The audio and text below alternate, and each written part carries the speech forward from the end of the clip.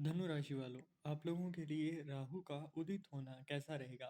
यहाँ पर कुछ सावधानियाँ जो हैं वो रखनी पड़ेंगी आपको, तभी आपको यहाँ पर अच्छा रिजल्ट देखने को मिलेगा।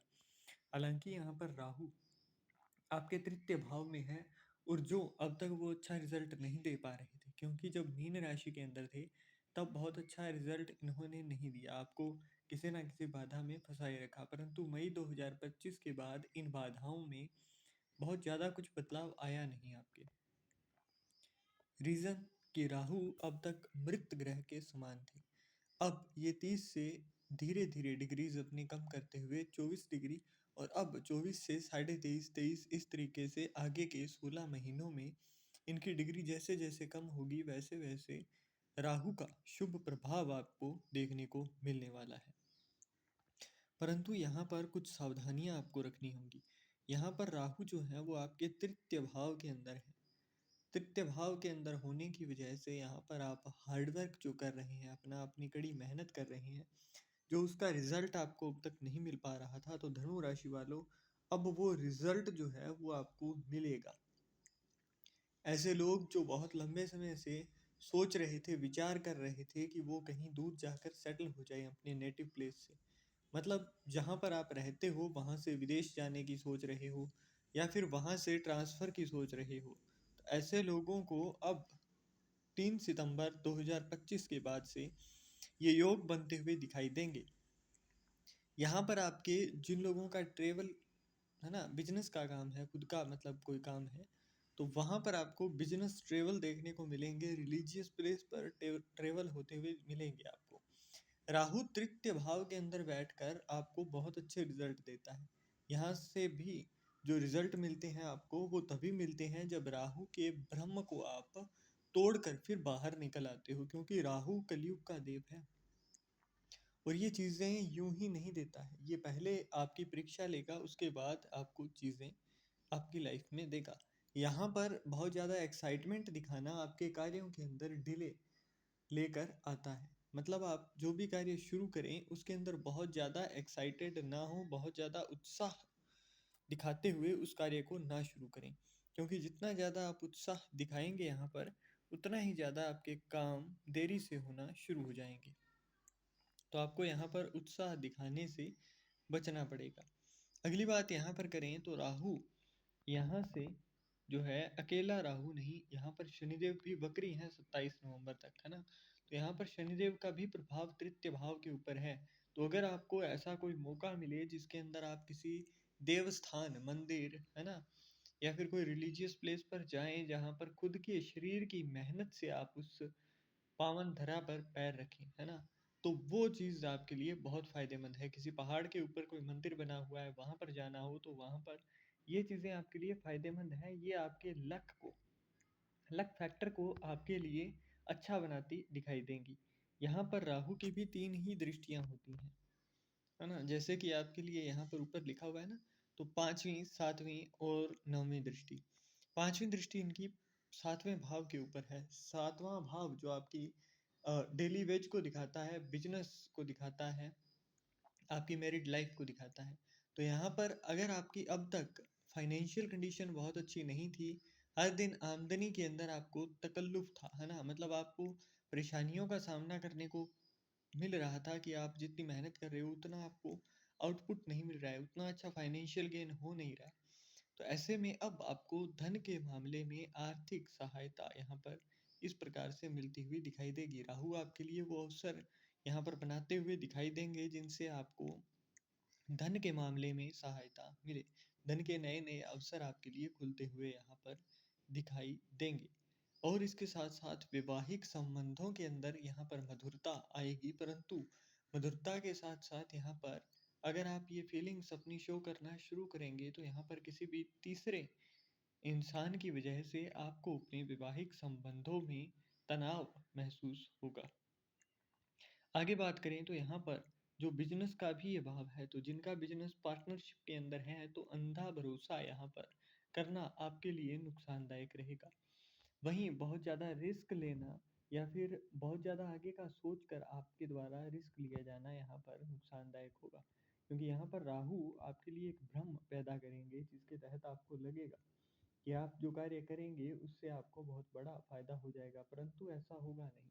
यहाँ पर राहु इसी भ्रम में फंसाकर आपको आपकी ज़िंदगी के कई सालों को यहाँ पर खराब कर देते हैं। तो ऐसे में इस तरीके के लालच से बचाव करें।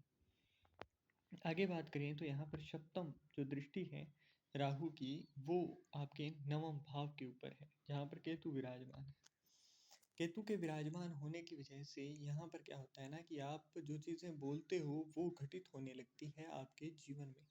आप जो चीज़ें बार बार बोलते हो, केतु कान और 9 नंबर है ना, यहाँ पर कालपुरुष की कुंडली में ये देवगुरु बृहस्पति का 9 नंबर की राशि मतलब धनु है ना, यहाँ पर होती है। और ये भाव जो है वो धर्म का भाव है, धर्म कर्म का भाव है ना।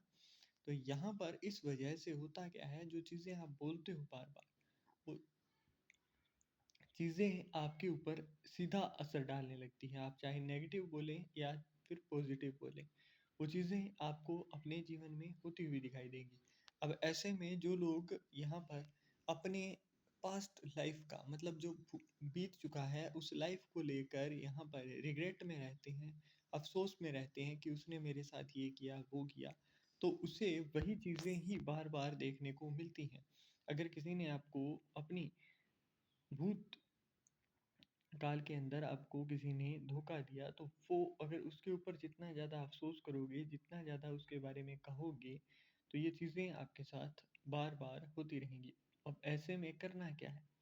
अब ऐसे में आपको भूतकाल के लिए बहुत ज़्यादा अफ़सोस नहीं मनाना होता है, भूतकाल को लेकर बहुत ज़्यादा बातें नहीं करनी होती हैं। ऐसे में आपका केतु भी परेशान होता है और उससे फिर लाइफ़ जो है वो नेगेटिव साइड में जाना शुरू हो जाती है। तो आपको एक पॉजिटिव माइंडसेट रखना है और सकारात्मक सोच लेकर सकारात्मक बातों को ही करना है।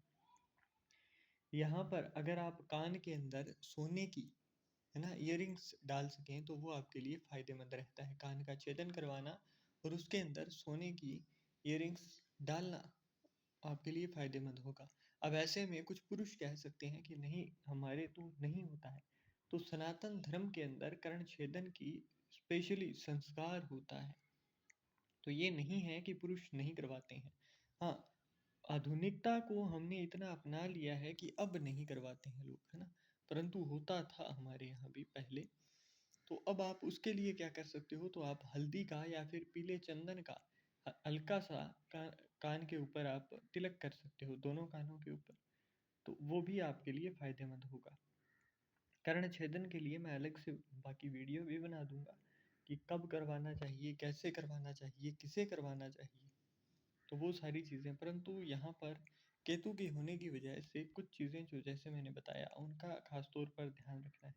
अब अगर आप काले उड़द, काले कपड़े है ना, इनका दान दे सकें किसी भी धार्मिक स्थान के ऊपर, तो वो आपके लिए फायदेमंद रहेगा। आगे बात करें तो यहाँ पर नम दृष्टि जो है वो आपके लाभ भाव के ऊपर है, 11वें भाव के ऊपर। अब 11वां घर जो है वो आपके लाभ को दिखाता है, आपकी इनकम को दिखाता है। यहाँ पर राहु की दृष्टि जाना मतलब अब ऐसे लोग जो कम्युनिकेशन का काम करते थे, जो ऑनलाइन काम करते थे कुछ, या फिर जो बैठे बिठाए है ना सिर्फ अपना दिमाग लगाकर शारीरिक मेहनत के बिना यहाँ पर पैसा कमाने का कार्य करते हैं, उन लोगों के लिए यहाँ पर आय के अवसर बनते हुए दिखाई देंगे। ऐसे लोग जो अब तक बेरोजगार बैठे थे उनके लिए यहाँ पर आय के अवसर खुलते हुए आपको दिखाई देंगे। परंतु यहाँ पर जो भी आपकी इनकम हो उसके बारे में इधर उधर बखान करना, शो ऑफ करना, मतलब जितनी हो रही है उससे ज़्यादा दिखाने की कोशिश करना आपके लिए नकारात्मक प्रभाव यहाँ पर खड़े करता हुआ दिखाई देगा। अब यहाँ पर एक चीज़ और ध्यान में रखनी है, आपको घर के अंदर दक्षिण पूर्व दिशा जो है साउथ ईस्ट डायरेक्शन आग्नेय कोण, यहाँ पर आपको किसी भी तरीके की टॉयलेट, बाथरूम, लोहा या फिर काले रंग की कोई चीज़ यहाँ पर नहीं रखनी है। अब ये क्यों नहीं रखनी है, क्योंकि यहाँ पर ये जो स्थान होता है ये शुक्र और मंगल का होता है। यहाँ पर राहु का पूर्ण प्रवेश यूं तो वर्जित होता है, क्योंकि उससे आपके धन के मामले में बाधाएं उत्पन्न होती हैं। अब आप जिसको भी अपना धन मानोगे, अपनी संपत्ति मानोगे, उसका हानि, उसका नाश होना यहाँ से शुरू हो जाता है। तो इसीलिए कहा जाता है कि आपको ये कार्य नहीं करने हैं। अगर आप फिर भी अगर आपके बनाए हुए हैं टॉयलेट बाथरूम इत्यादि, तो यहाँ पर लाल रंग की एक टेप लाएंगे आप, और उसको चौकोर यहाँ पर एक चौकोर उससे बनाते हुए उसके बाद में जो भी शीट है उसको कवर कर देंगे। उसके चारों ओर आपने टेप लगा देनी है। अब वो नहीं कर सकते हैं, बाथरूम वगैरह है, तो आप पीले रंग के कपड़े के अंदर 4 हल्दी की गांठें, उनको गांठ लगाकर वहाँ पर किसी कील की सहायता से टंगा देंगे। तो उससे भी धनु राशि वालों आपको फायदा होगा। तो ये थी कुछ बातें जो कि धनु राशि वालों को इस 16 महीने के अंदर ध्यान में रखनी है, ताकि राहु का कोई भी नकारात्मक प्रभाव आपके ऊपर ना देखने को मिले। इसके साथ साथ मैंने कुछ चीज़ें और भी बताई। अब यहाँ पर अगर आप माँ दुर्गा की उपासना करते हैं धनु राशि वाले, तो आपको यहाँ पर खास तौर पर अच्छा फायदा देखने को मिलेगा।